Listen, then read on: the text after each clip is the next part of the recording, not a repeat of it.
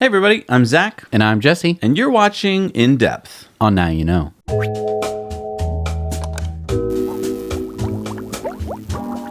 All right, Jesse, you ready for this? Did you limber up? Because this is going to be a long one. This is the fourth quarter earnings call and letter. There were so many things to talk about. And I'm glad, actually, that we didn't just do it the second it came out. Because there was a lot of processing that needed to take place. Absolutely. So we have a lot of points here. Get some popcorn. Dig in. Here we go. First thing I want to just give a huge shout out to is a thank you to Gally from Hyperchange. Gally worked with a company called Say, and they were able to get, I think, 5 or 6 questions on the earnings call from us, the retail investors. Yeah. And we were able to upvote questions so that we got pretty much really good questions to Elon, and he answered them. That was huge. It really was. Yeah. Because when we got to the analyst questions, Pretty boring stuff. the big takeaway from this earnings call I saw from a lot of shorts and fudsters was that the CFO is leaving. Oh my God, the CFO is leaving. Right. Oh, it's a bad story. That's bad. One thing they said was, oh, you snuck it in at the end of the call. So you were trying to hide something, weren't you? I mean, no. There's two things that could have been going on here, right? Either there's bad news brewing and the CFO, Deepak Ahuja, is like, I'm getting out of here. Well, the getting is good. Right. Or the story is Deepak's already retired once. He wants to really retire this time. Right. And they were giving a fond farewell at the end of the call. Right. Also, I mean, he's still remaining on as a consultant. Right. So clearly, I mean, to me, it sounds like this. He's like, listen, guys, I want to spend some time with my kids. I haven't seen them probably for like a whole year. So if I could just go do that, that would be great. There's this guy, Zach, so the new CFO. He's going to be able to handle the day-to-day operations. If he has any questions, I will be a consultant. Right. He can talk to me. It's not like when he leaves, he's suddenly not going to remember how to be a great CFO anymore. Right. He's still going to be able to help Zach with any of the questions that he has or anything like that. So it's not this big story of like, oh no, the CFO is leaving. I mean, I will be honest, many times when you hear about a CFO leaving a company, it's because there are some bad things coming and they're jumping ship, but that's not the case here. And so what many people do is they just look at the headlines. They missed their analysts' targets and the CFO is leaving. And they go, oh my God, let's sell the stock. Right. That's not what happened. And then lastly, here's something I didn't hear anyone really talking about. Elon mentioned a bunch of times in the call that he thinks there's a fairly good chance that a recession is coming in the next 18 months and that they are basically storm-proofing Tesla. They're getting ready in case there is a recession so that they will still continue to be able to function and make money. That is huge news because when before in Tesla history have you heard them being able to think about the future enough to do something like this? It's true. Basically, that round of layoffs was to weatherproof Tesla, to stormproof Tesla, to make sure that even if there's a recession, they're still going to be able to function and to survive. And do you know who can't weather a recession? Who's already struggling? I mean, this has been a great period of growth for the world economy. We've been going gangbusters. And so, I mean, what companies are having trouble even now? Ford and GM. They're closing plants. They can't sell their cars. They're having to cut whole lines of their cars. Right. We're in one of the best economic states that the U.S. has ever seen. So the big takeaway for me here is if a recession does hit, and I'm not saying I hope it does, but if it does, Tesla will probably be able to weather it, whereas some of these bigger companies are probably going to close down whole factories, which Tesla can then take advantage of. Right. So let's get into the call here. First cool thing was that the very second say question, the question from retail investors got answered. The first one actually got answered in the letter, so it didn't need to be answered on the call. The question was, how are you feeling about margins demand right now? And Elon said, my best guess is that 700 to 800,000 units per year in a strong economy. With the recession, that would be about 40% less, so about 500,000 Model 3s. For the Model S and Model X, a slight decline in total vehicles. Net cash flow would be similar. So the point here is he's thinking about worst case scenarios. He's not just talking about surviving for today. He's planning ahead, and that is why they did the recent 7% layoffs. Now, Q4 revenue. I think it's important to look at some charts while we talk about these numbers because numbers in themselves can get quite, to me, confusing. Right. First of all, really good news. Automotive revenue was $6.32 billion, up 4% from quarter 3. And more importantly, 134% year over year. Now, all those numbers don't make much sense unless you look at this chart, which is pretty amazing. Wow. We're looking at the quarterly revenue, and then here is the annual revenue. Right. So the annual revenue, pretty interesting to me because cumulative year-over-year car sales, Elon said, is about the clearest exponential curve I've seen. And yeah, look at it. It's an exponential curve. It means that basically all the cars they made this year is equal to all the cars they've made in all the preceding years combined. Right.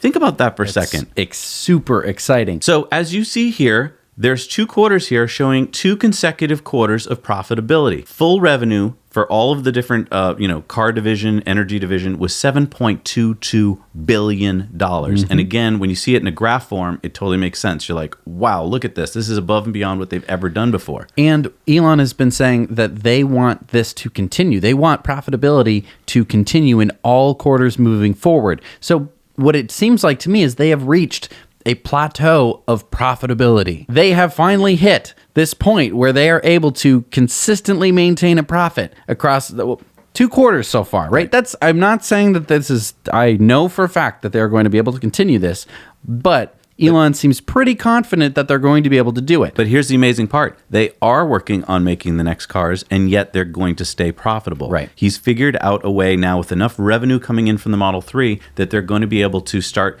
building up CapEx for the next cars and yet still stay profitable. This is huge. A quote from him here, maybe the fastest complex manufacturing that has ever happened, and we expect that exponential to continue.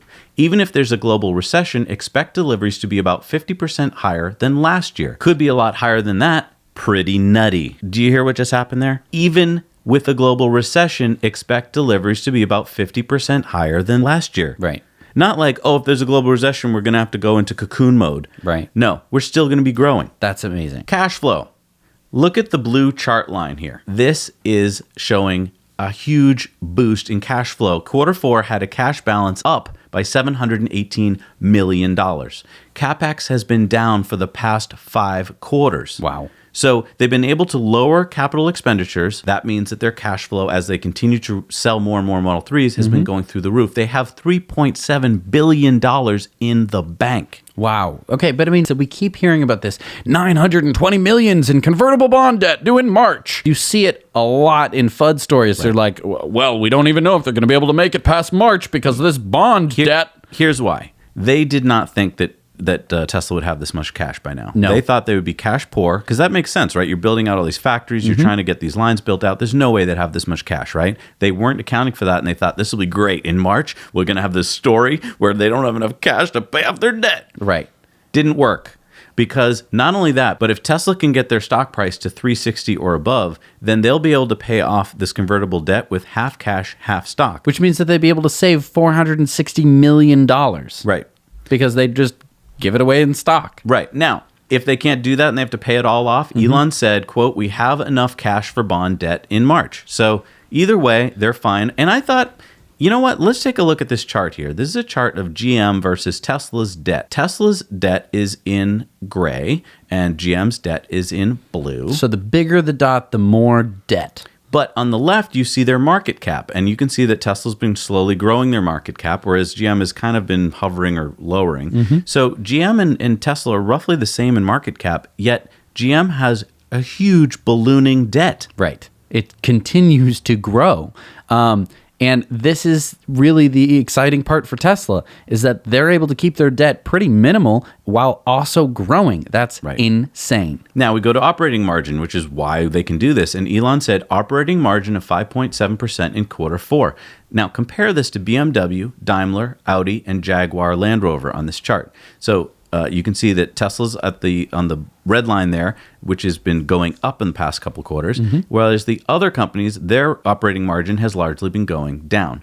And then we see that basically over the past 2 years, it has been really improving and is steady now. And Elon says, I think 2019 is going to be an amazing year for Tesla. That's crazy growth. Automotive margin. We want to know how much are they making on the cars. Right. So Gap automotive gross margin in Q4 was 24.3%. Now that was down from 25.8% in Q3, but that was way up year over year from the 18.9% that we saw last year. So let's just talk about profit margins here. When we hear Fox analysts say, oh, they're not making money on any of those cars, that would suggest that the gross margin of the car was well below 0%. Right, that they would be selling a car at a loss or something. And that's just not true. I don't know if it's because they want that to be true or they just are making up numbers like we talked about in the bonus story yesterday, but basically it's not true. These are the facts, and the facts show that they're making a nice margin. Now, the question is, what kind of margin can they make when they lower the price of the car down to $35,000? That is yet to be seen, but he says we continue to target a 25% Model 3 non-GAAP gross margin at some point in 2019. So that sounds like a great margin. And the thing is, I think that he's going to be able to wait to produce that $35,000 car. If they aren't able to hit that 25% margin, I think that they're able to actually wait a quarter or two to finally be able to come out with it. Now, I think that they will be able to hit their target of the middle of the year, but we still have so many places that are Model 3 hungry, including China and Europe. They can just keep making money by selling to those markets. Can I just talk about the Model 3 performance for a second? This car is way beyond, I think, what anyone thought it would be. So this car can demand a luxury car price because it is, in effect, a luxury car. Now, we came out thinking of it in comparison to the Model S and X. But take that out of your mind for a second. Let's just say this was the first car that Tesla came out with. This is the Model S. They said, the Model S, here it is, and they bring out a performance Model 3. You would be like, oh my gosh, this is a amazing luxury car. Great job, Where guys. can I sign up to pay $100,000 for it? Exactly. So that's the weird thing and that's why people are willing to pay so much for this car, because it really is an amazing car. That is why Model 3 was #1 in premium vehicle sales. It was the best-selling passenger car in the U.S. in terms of revenue in both quarters 3 and 4. With nearly 140,000 units sold, it was also the best-selling premium vehicle, including SUVs, in the U.S. for 2018. That's the first time in decades an American car maker has been able to secure the top spot. Now get this, 80% of U.S. battery electric vehicle share, Teslas in 2018. So they grabbed basically the entire EV market. Okay, before they had been selling extremely expensive cars, right? And so the average consumer could not afford it. And now they brought down, the price a little bit. It's still very expensive, out of the reach of most people, and yet they're able to grab 80% of the market share in battery electric vehicles. Look at this chart right here. And if you take the red, the orange, and the yellow out of that chart, you've just taken Tesla's 3, S, and X out of the chart. So what would that chart look like? It would be almost completely flat. Right. Yeah. They have just taken over 80% of the market. Now, here's the thing. It wasn't like there was this huge they growth. made the market. Right. It's not like other EV sales were going down precipitously. Right. It's that they were gouging out the market from traditional automakers. Exactly. Those people who were trading in their cars were Priuses, they were Honda Accords and Honda Civics and Camrys. These are like the cars. Like if you're going to buy a car, these are probably one of the cars you're going to buy. Right. And those people were trading it in to get a Model 3. I know. Can you imagine if a year ago we had said that these are some of our predictions? People would have laughed us off of the internet. Absolutely. All right. So the Model Y, big bombshell here, is going to be made at Gigafactory 1. According to their earnings letter and Elon, it is most likely to be produced at Gigafactory with volume production by the end of 2020. Elon said, it's not a for sure thing, but that's the default plan. Model Y may be 50% higher or double the sales of the Model 3. Okay, so wait, not a for sure thing that it's going to be made at the Gigafactory 1? Where else would it be made? The Fremont factory? No, I don't think that's a possibility. I think there's only 2 other possibilities. Okay. One is that no one mentioned this on the call, but there is the Lathrop, California facility, which is a gigantic, I believe it's 800,000 square foot just footprint building, not to mention it's 4 stories high. You could definitely put a bunch of lines in there, and I think that's a wonderful location. It's on a rail line, and it's right near lots of talented workforce, so that could be a place. Or maybe they will find a GM or Ford plant that they could move into, because I just want to conjecture this. If you found a plant on the other side of the country, on the East Coast somewhere or in the middle part of the country, then you've got a whole new distribution point for your Model Y. That could be a good thing too. All right, another say question. This question was about the Tesla Semi and pickup truck and when they're going to be built. Now, Elon didn't say where the Semi would be built, but COO Jerome Guillen, and I am calling him COO because for all intents and purposes, he is. He said the Semi will be next year mainly for ourselves and then for outside customers. And I thought this was a really interesting point. They're going to be making tons of Semis just for Tesla, which is perfect. A, they can use them to move parts and cars around, but B, they can really test them without having to worry about them failing or having problems with a customer. Right. I mean, that's really smart. First of all, you're testing it yourself. In real world conditions. So, right, all the problems will get brought up. Basically, all their drivers, they're going to say, like, okay, what were the problems? Right. And the drivers are just going to tell them. Right. You don't have to play any kind of customer game kind of thing. Exactly. Second of all, finally, we are going to have cars that are being delivered by electric trucks. So that way when people are like, oh, how did you get your car delivered? Wasn't it on a diesel truck? You can be like, no, it was on a Tesla semi-truck. Exactly. Delivered to me by sunlight for a car that drives around on sunlight. Saving them lots of money in fuel costs. Now, the second thing Elon said was the pickup truck might be ready to unveil this summer. That'll be something quite unique, not like anything else. Yeah. I want to see a picture of this truck, okay? Yeah, I do too. Now, again, they didn't mention where it's going to be built, which was part of the question. So that's interesting. Like, why didn't he mention Gigafactory 1 or Lathrop? I don't know if he just got like off topic or if he's doesn't know yet. That's an interesting question. Right. But here's my question. We're supposed to hear about the Model Y unveil in March, and there's no mention of it. Is it possible that we're going to do another thing we did like with the Roadster and the semi-truck where they combine them into one event in the summer? I don't think that makes a lot of sense. I think that it's better to spread out your publicity so that way you have one exciting thing then another exciting thing. The thing with the semi-truck unveiling was that it was not going to be a very exciting event to begin with. It wasn't going to get as much press coverage by unveiling the Roadster at the same time. That drove more press to the semi than it was the other way around. I think that the Model Y and the pickup truck are going to have plenty of publicity all on their own. You do not need to combine them. And I honestly think that the Model Y should get pushed. I think you push it back some time, take some time to get everything ready to go. Don't rush it, because I think the moment you unveil the Model Y, Model 3 sales are going to take a hit. Because I think that there are a lot of people right now who they want an electric car, they want a Tesla. Right now, the Model 3 is the only thing that they can get. And once they have a choice, they might go for the Model Y. Now, that's not a bad thing. You might be saying right now, okay, they might be eating a customer for the Model Y if they sell them a Model 3 right now. So, I mean, maybe that's the ballet that they're trying to play between, the balance between, do we want to have a Model Y customer or a Model 3 customer? We have to see. Now, December had the highest volume month ever. In our Fremont facility, we are now past the steep portion of the production S-curve, Tesla said, and we expect our production rate to continue to gradually improve.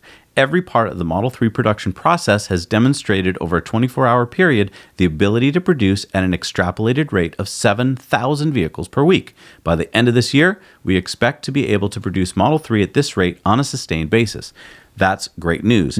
Not the 10,000 cars a week that we had hoped for, but at least it's better than the 5,000 car a week. Model 3 labor hours decline again. So labor hours per Model 3 vehicle declined yet again by roughly 20% compared to Q3 and by about 65% in the second half of 2018 alone.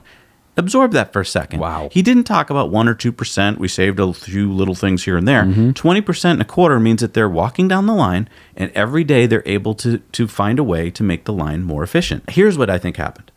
Elon, you remember, about a year ago said, I have this dream of the alien dreadnought. It's going to be the machine that makes the machine, and basically was not able to make that happen. So they've had to use more traditional car lines with robots and humans. But now that they have the time, they have a little bit more luxury of being able to just take a step back and look at the line and decide how that they can improve just bit by bit, try things out. Oh, that didn't work this week. We'll put back a human.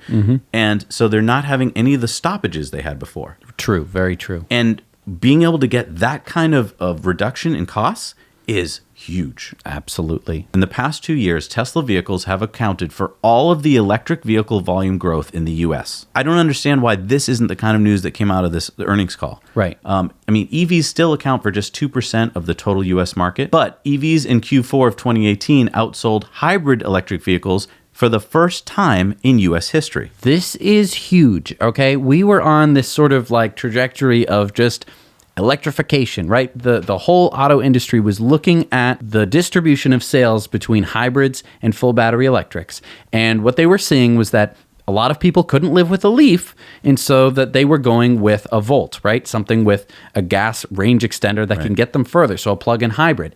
And so when they were saying, what are we going to make our fleets look like? They were saying, well, we should just copy what the current distribution of cars looks like, which is a lot of hybrids. Oh, if we just go for a lot of hybrids, we're going to be all set. What this is showing us this quarter, right? What we've been saying for years is that once the Model 3 comes out, it is going to prove that hybrids are not the way to go, that you want battery electrics. And what happened to one of US's best-selling hybrids, the Volt?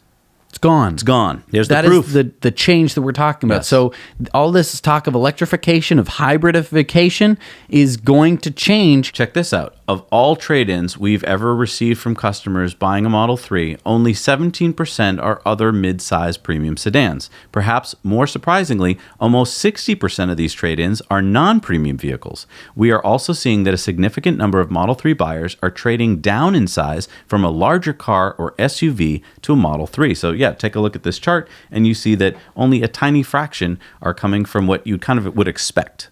And this is huge, right? Because if we were to see just mid-size premium sedans being traded in for Model 3s, that would mean, okay, it's pretty viable mid-size premium sedan, right? Oh, great. It's eating into its own market share, but it's not. It's eating into all other car market shares. It's disrupting all other cars. It's proving the point that people want battery electric vehicles and that they will do whatever they have to do to get into one, right? Yeah. These people could not afford a Model S, but they could just barely scrape enough money together to get a Model 3. I am included in this, right? I wasn't even able to trade anything in, but I scrimped and saved in order to get myself in a Model 3. Many of the other people who are buying Model 3s are trading in non-premium, they're not trading in BMW M3 series cars, right? They are just trading in, your run-of-the-mill sedans and SUVs. In the Q4 letter, we also saw this really interesting chart, which can easily get overlooked, which is basically showing that even though things are going great in the US, there's still China and Europe, which we haven't even gotten to yet. And look at how big they are. So this is just something to put in the back of your mind that there's so much more ahead. Gigafactory Shanghai. In the initial phase of Gigafactory Shanghai, we expect to have stamping, paint shop, body joining, and general assembly shops in operation by the end of 2019. This accelerated time frame should be possible due to the radical simplification of our manufacturing layout and processes compared to our first generation production line in Fremont. This is huge. As Elon said on the call, he's getting daily updates from China. He's super impressed by how fast they can build. And so it's not like they backtracked it all and said oh, we're not going to hit that. They're looking like they're actually going to be producing by the end of this year. That's unbelievable. It's just a dirt field at the moment. Right. Muddy dirt field. Yeah. I have no idea how they're going to be able to pull this off. They're super confident about it, which makes me feel good. They're going to be tapping into such a huge market. Let's not forget about Model S and X. So in Q4, we delivered 27,607 Model S and Model X vehicles to customers. For the full year, we delivered 99,475, which was in line with our guidance. As a result of the change, so no more 75 kilowatt hour battery versions, and improving efficiencies in our production line, we have reduced Model S and X production hours accordingly. Last year alone, Model S and X production efficiencies improved 15%.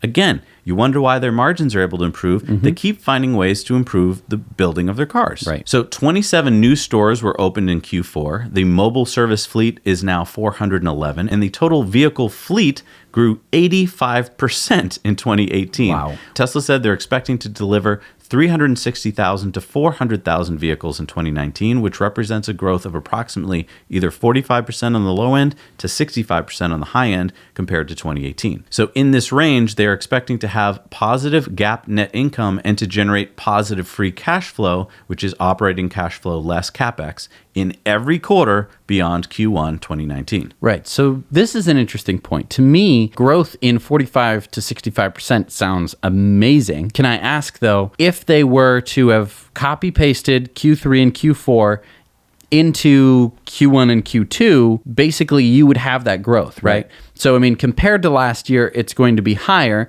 but compared, relative to the sales and production of what they're doing currently, it's not a huge growth.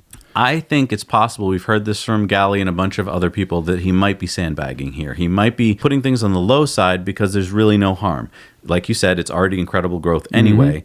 And if he doesn't, pull out super huge numbers, then everyone's going to still be impressed. Right. Whereas if he does increase that, everyone's going to be even more impressed. I think he might be sandbagging it because he has a whole lot of delivery hoops to jump through this year. He's going to have to deliver almost everything this year on ships, which is, tricky. And because it's just the sheer numbers. I mean, when you delivered S's and X's to Europe on ships, that was a small number. Right. Now we're just loading ships up daily and sending them off. So I think that might be the only reason why he might be keeping the numbers a little conservative. For service capacity and customer service, he said, we are seeing upgrading our service capacity and improving customer service as a top priority at the moment. In fact, on the earnings call, he said it was his number one priority in North America to improve this. Where needed, our service centers are moving to 2-shift operations in order to double service capacity quickly, and we are simplifying processes in order to increase service throughput. Furthermore, we are changing our parts distribution approach to ensure that spare parts are available in a timely manner at all our service centers globally.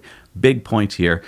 Basically, he said they made a big boneheaded mistake for years, I guess, where they were storing all of their parts kind of in these big distribution centers instead of getting them out quickly to their service centers. I mean, they have the data. They know how many, for instance, drive motors they're going to need or whatever. Why weren't they storing them at service centers? Right. I think that this is a matter of focus. I think that they weren't focusing on customer service. They were so focused on production that everyone with a brain was basically just on the line trying to fix problems day in, day out. And I think it was left to everyone else to just be like, I'm sorry, sir, your car is not ready yet. He said on the earnings call that they would put, for instance, front fascias and rear bumpers in the common colors at all of their service centers so that you could possibly have those repaired in under 15 minutes. That would be incredible, That would right? be Get into really a little fender nice. bender Yeah. and then go there and 15 minutes later your car's done. I mean, I don't know if that's possible, but that would be amazing. Elon said on the call, customers love mobile service. He's going to open the Tesla app with the top 10 service items. You'll be able to request pickup and delivery of your car,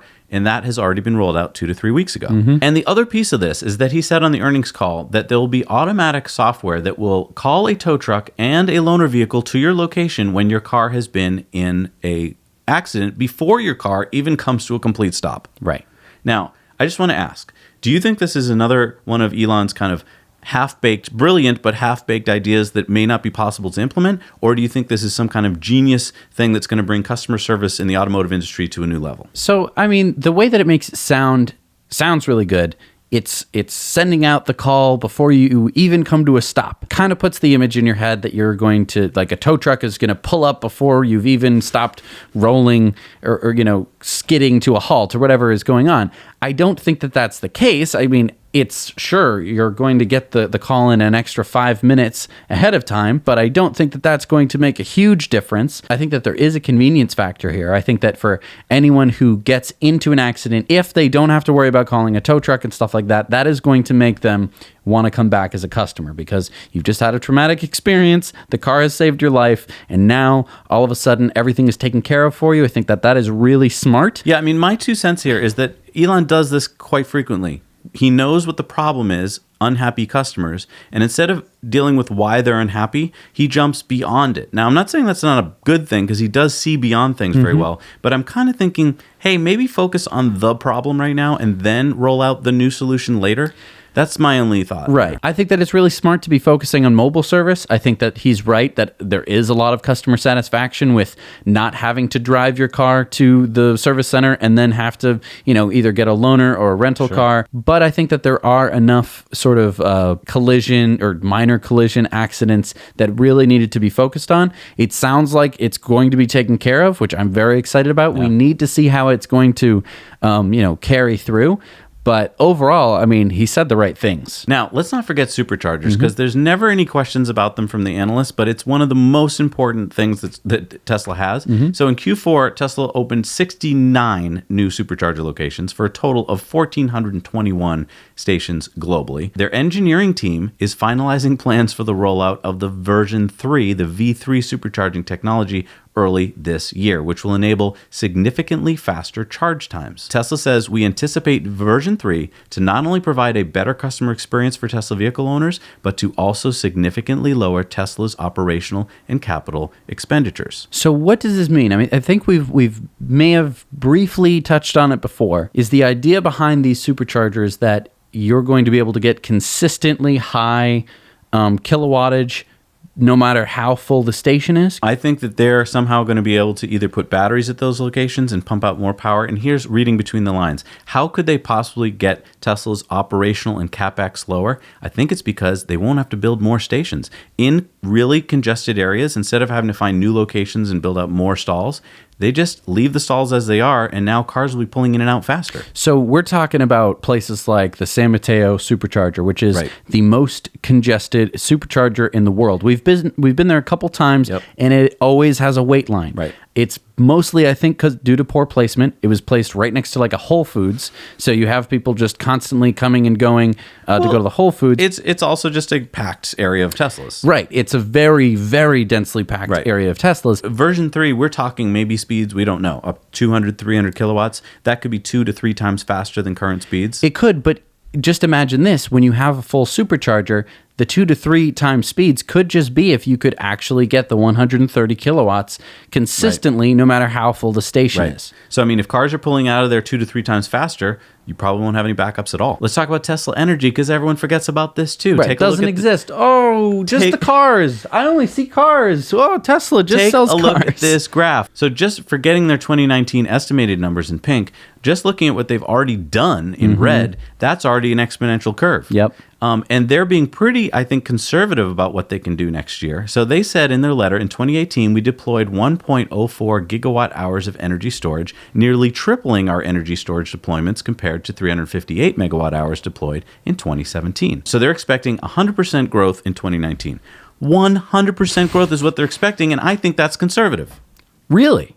Yeah, because he said on the call he thinks they can do 3 gigawatt hours, but he just doesn't want to, commit to that. Right. And I just want to point out that this is one portion of a portion of the company that people forget, Tesla Energy, right? Tesla Energy includes power generation and power storage. We're just talking about power storage here. A new manufacturing line made by Tesla Grohmann is further increasing production of Powerwall and Powerpack modules at Gigafactory 1, according to Tesla. They say we are aiming to more than double energy storage deployments to over 2 gigawatt hours in 2019. Through various operational efficiencies, our average sales to installation time also decreased by about 50% in 2018. Again, they're finding ways to speed things up and make things more efficient. Right. And a huge point about Tesla Energy is their Hornsdale battery in South Australia. Right. This was the first truly massive battery that had ever come out. Still the largest in the world. It's still the largest battery in the world. And it's working. It's working so gosh darn well. Right? It is beyond kind of what they had anticipated in terms of the amount of money that it would make the people who bought the battery, and in terms of just how fast it has as a response. It's a multi-million-dollar project that should pay for itself in just a couple more years. So that's unbelievable in itself. And if you think about the fact that there's 100 microgrid projects across 32 countries, and there's more lined up because of this Hornsdale battery, because all of these utilities across the world are going, oh, you actually did it on time, on budget, and it works, and it's saving money. Right. I want one. Think about a Tesla car. It's a computer on wheels. The Tesla Powerwall is internet connected. So it is also a computer, not on wheels, but as a battery. So you can actually keep upgrading it and improving it over time. Right. It's insane. I mean, and we're also completely forgetting about the absolute revolution that is going to be happening in Puerto Rico. As everyone in Puerto Rico is going our grid is the worst, and we don't trust our government to make a good grid. I want Tesla Powerwalls. I've been watching documentaries on it. People are actually, Tesla is a big name in Puerto Rico, where it probably would not have been had it not been absolutely devastated by a hurricane, knocking out its entire power infrastructure. Only 0.41% of Puerto Rico's power comes from solar right now, and yet the whole island could be completely solar in the not too distant future. And they're talking about it. That's what they want now. Now, Tesla Solar. Not as exciting at the moment because, as you remember, they bought Solar City and then they changed the way they sell, right? Elon got rid of most of the door-to-door sales. So they deployed 73 megawatts of retrofit solar or panels in Q4, which was a 21% decrease from the earlier quarter because they're still in the process of transitioning their sales channels from basically the way they used to do it to now doing it in Tesla stores. Let's not forget what's coming up. The solar roof. Absolutely. They're still in the process of testing it out to make sure it's going to work properly. So they're not really pushing it to that many customers. But here's a kind of little interesting tidbit I noticed in the letter. Cash and loan sales made up 75% of residential deployments in Q4. That's up from 51% in 2017. So what is the alternative to cash and loan sales? So normally you can buy your solar with either a loan or you can get what's called a power purchase agreement, a PPA, which means that basically Tesla fronts the money, gives it to you for free, and then you pay for the energy that you produce every month. Tesla's been moving away from that because obviously on the books that doesn't look so good, right? Because that means they're not going to get their money for decades. So now they're just basically going to cash and loan much more. So their bottom line is looking a whole lot better. 75% of the Model Y's parts will be the same as the Model 3.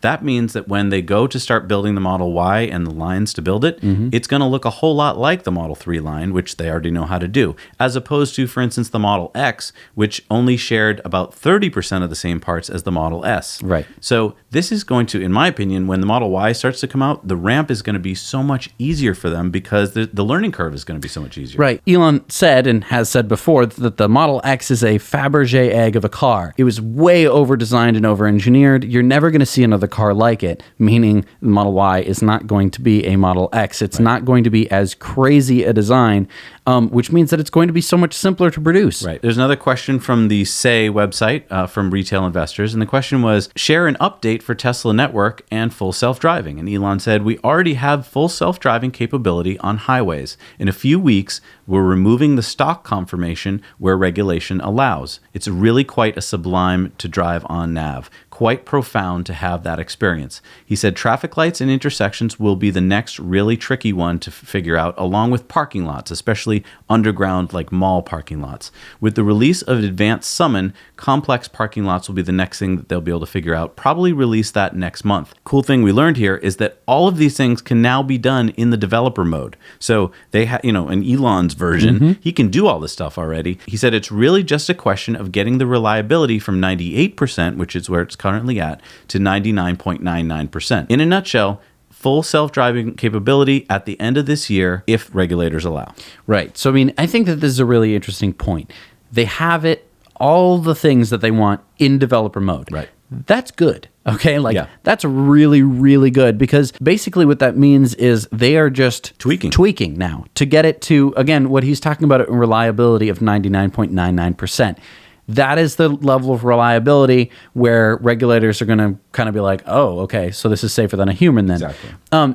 Also, one other thing, we weren't sure what this advanced summon was going to look like.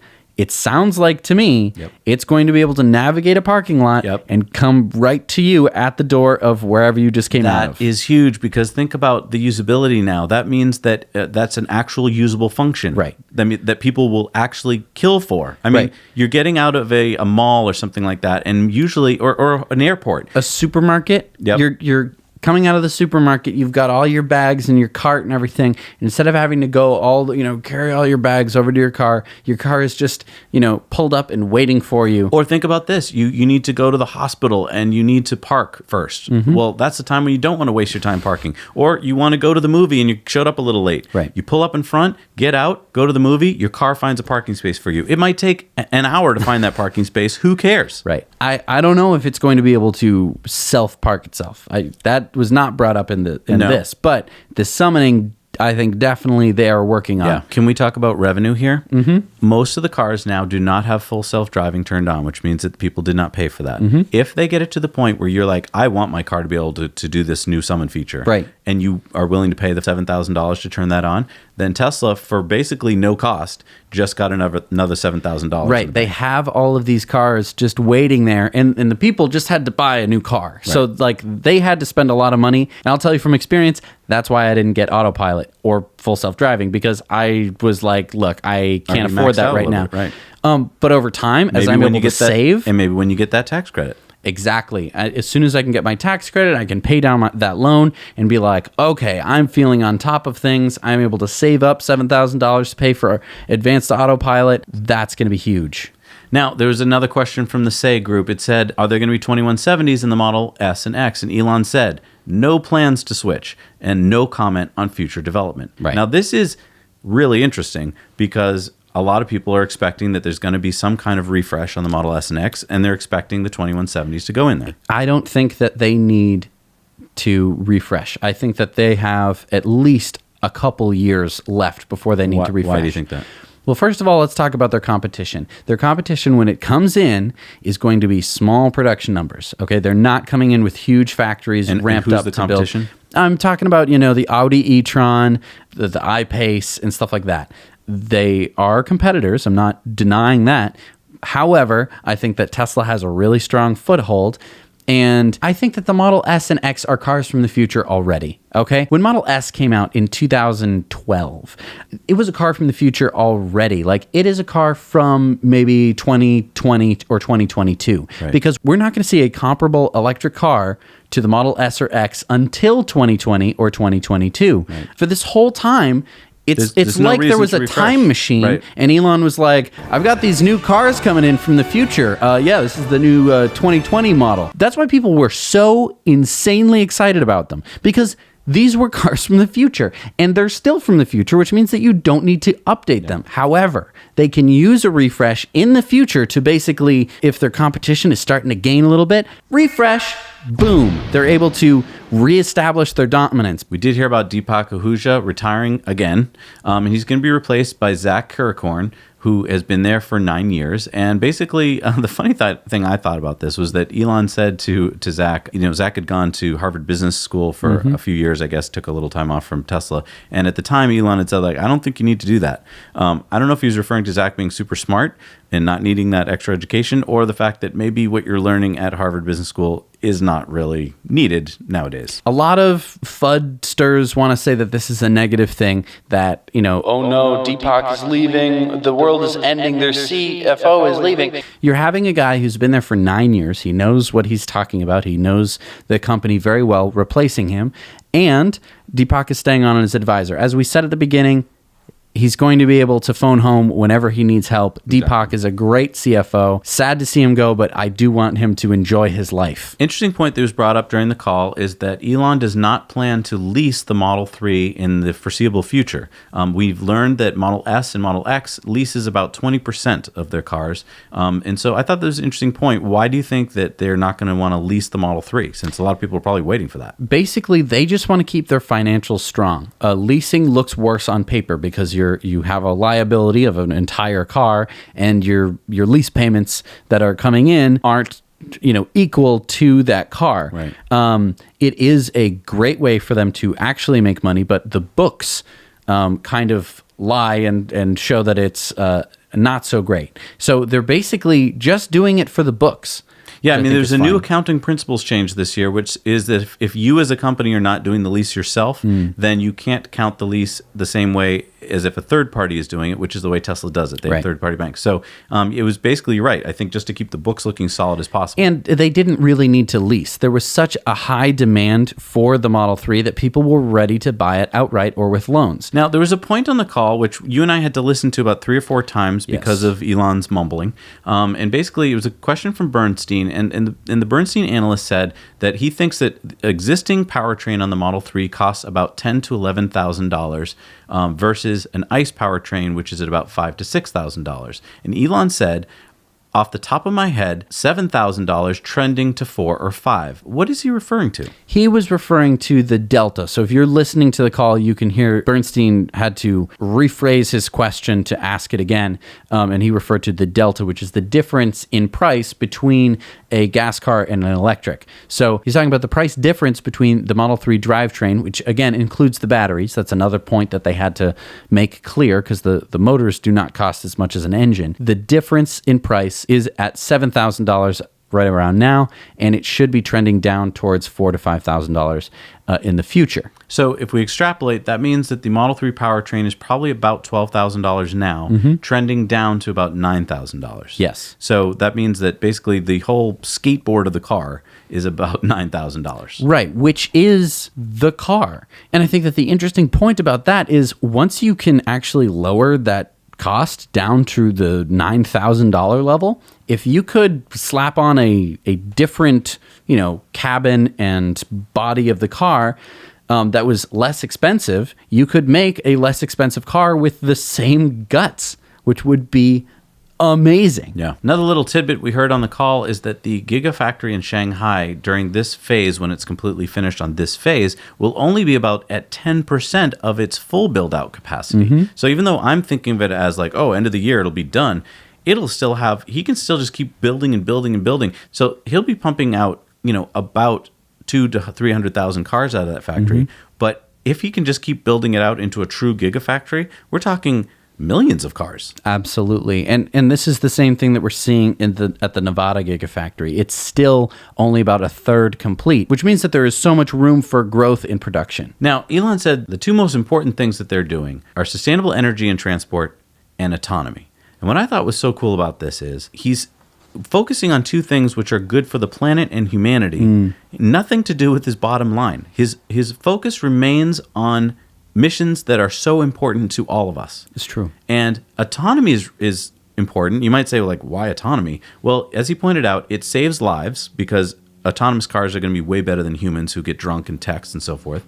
And it's better for your happiness because you'll be reducing traffic, but when you are stuck in traffic, you won't be driving in it. Right. You can be playing video games, reading a book. And we also heard that the standard range Model 3 should be coming out the middle of this year. At least that's Elon's plan. So that's not that far away. For all of us who are waiting for that car, it looks like we're talking probably in the summer. Now, what could have gone wrong in Q4? Because what we've said so far is all great news. Right. We could be talking right now that Elon could have said, I think service is great. I don't think we have to do anything to improve it. Right. That would have been pretty bad because we know that Tesla service leaves a lot to be desired. He said, that is my top priority. He said he made boneheaded mistakes. Right. He admitted his mistakes. That is how you learn, by the way. You learn from making mistakes, and then you know that you internalize them and you go, I made a mistake. Right, and that's how you improve. Other bad things we could have heard. China is having problems. This is the only wholly owned factory in China by an outside company. Right. So he could have had problems with logistic, construction problems, Right. or he could have had problems with the government. The government could have said, actually, we want half of your factory, Right. or actually, we want a big chunk of your company. Right. They're able to finance the whole thing with Chinese banks with Right. very attractive offers, as he was saying, which basically means very low interest rates and stuff like that. How good are they? They are able to partner with Chinese battery companies so that now China is invested in Tesla. Now they want them to do well because they're working with them. Absolutely. We could have heard Elon say, we won't be profitable going forward. Right. He could say, in the future, I expect, Q4, when we start the ramp up of Model Y or whatever, that I expect to lose profitability. Right. Now, I don't think that would have been the end of the world, but he didn't even say that. Right. He could have said, you know what, we're still in production hell. We're still, I'm there every night and Right. I haven't solved the problems and I have to sleep on the floor again. Right. He's Didn't say not that. saying that. He could have said there's a lack of demand in Europe or China. Oh, you know what? Nobody wants the car. They could be talking about another competitor. They could, they asked him about competitors and he was like, yeah, I don't see any competitors, which is absolutely true. We could be hearing more about some problem with the SEC or his Twittering. Right. But we don't hear anything like that. Right. And there was nothing bad about his mental state. That Right. he didn't yell at anybody. He didn't say I'm overworked. Do you realize how good this call was? Yeah. They are in a wonderful, wonderful position. I can't believe how awesome this call was. And the response from the media was like, oh no, the CEO is leaving. And it's like, what?